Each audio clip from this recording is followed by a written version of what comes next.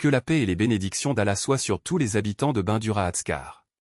Quand on parle de foi qui déplace des montagnes, il est impossible de ne pas se souvenir de l'histoire inspirante qui a transformé toute une communauté. Imaginez un village oublié, où les gens vivaient dans l'ombre de la pauvreté, sans espoir d'un avenir meilleur. C'est là, dans ce coin humble, que la confiance inébranlable en Allah a donné naissance à une richesse inimaginable.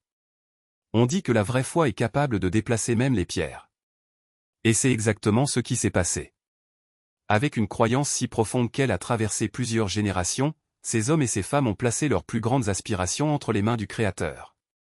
Et Allah, dans son infinie miséricorde, non seulement a entendu leurs prières, mais a multiplié leurs bénédictions d'une manière extraordinaire. Il ne s'agissait pas seulement de quelques pièces de monnaie ou de récoltes abondantes, mais d'une abondance qui dépassait toute attente, comme si chaque grain de sable de ces terres contenait un trésor caché. Mais ce qui rend cette histoire encore plus puissante, c'est la manière dont la générosité s'est développée entre eux. Il n'y avait pas d'égoïsme, pas de petites disputes. Ce qui était partagé se multipliait et ce qui était donné sincèrement rendait 2 fois plus. Hassan Ali, figure centrale de cette transformation, ne recherchait ni la gloire ni la reconnaissance. Il a simplement suivi les étapes de la foi, enseignant que la vraie richesse ne réside pas dans ce que nous accumulons, mais dans ce que nous sommes capables de donner. Son exemple a montré que lorsqu'un cœur s'ouvre à Allah, même les difficultés les plus ardues deviennent des tremplins vers quelque chose de plus grand. Et Hassan n'est pas le seul à avoir vu sa vie changer. Le village tout entier se leva avec lui. Là où il y avait autrefois pénurie, des opportunités sont apparues. Là où régnait le découragement, la détermination surgissait. Les enfants, qui jouaient autrefois dans la poussière et les rêves lointains, ont désormais accès au savoir. Les personnes âgées, qui racontaient des histoires de moments difficiles, ont vu leurs petits-enfants grandir avec espoir. Même la terre autrefois stérile semblait répondre à la gentillesse de ceux qui la cultivaient avec amour. Mais le plus impressionnant est que ce changement n'est pas venu de l'extérieur. Il n'y a eu aucun miracle spectaculaire, aucune intervention surnaturelle évidente. C'est la foi silencieuse, le travail constant et l'unité communautaire qui ont ouvert les portes de la prospérité. Hassan n'était pas un homme de paroles vides de sens, il a agi. Il a enseigné par l'exemple, montrant que la prière doit être suivie d'une action et que la confiance en Allah ne dispense pas de l'effort humain. Chaque pas fait vers le bien était un acte d'adoration. Et qu'en est-il de ceux qui, même face à tant de transformations, doutent encore ? Certains peuvent regarder des histoires comme celle-ci et se demander, mais comment est-ce possible ? La réponse réside dans l'essence même de la foi.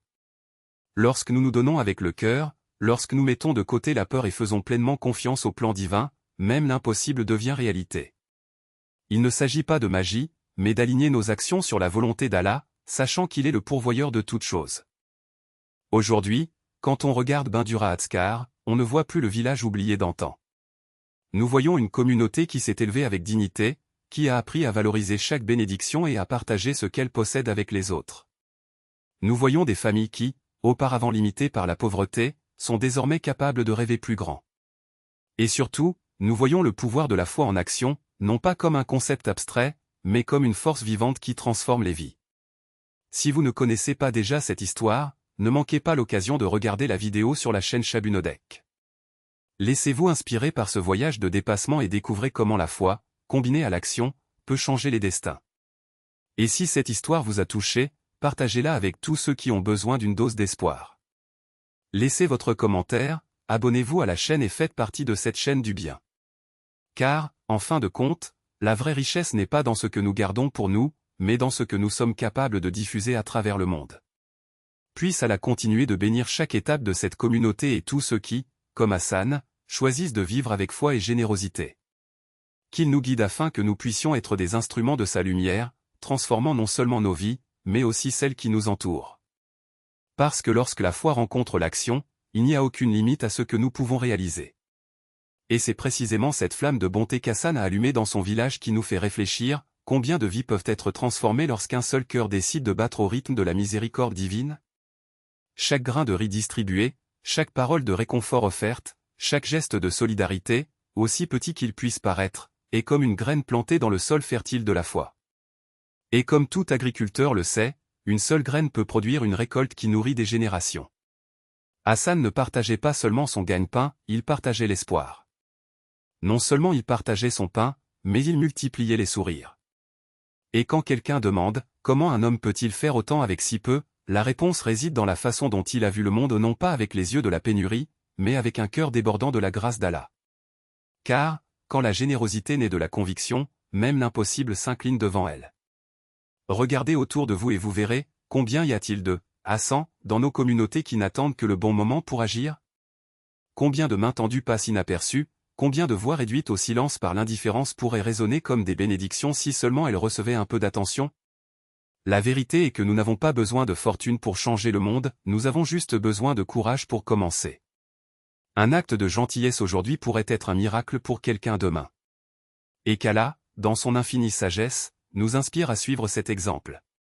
Qu'il nous donne la sensibilité nécessaire pour reconnaître les besoins qui nous entourent et la force d'agir, même lorsque les ressources semblent limitées. Car, en fin de compte, ce ne sont pas les grandes richesses qui définissent un héritage, mais les petites actions qui, ensemble, construisent des ponts entre les cœurs. Que chacun de nous devienne un phare dans sa propre communauté, illuminant les chemins de la lumière de la compassion. Et ce faisant, nous pouvons être témoins du pouvoir transformateur de la foi en action, car lorsqu'un homme s'abandonne à la volonté d'Allah, même les montagnes bougent pour céder la place. Alors aujourd'hui, demandez-vous, que puis-je faire, avec ce que j'ai, pour rendre le monde un peu meilleur? Et commencez. Parce que la première étape est toujours la plus importante et elle est peut-être plus proche que vous ne le pensez.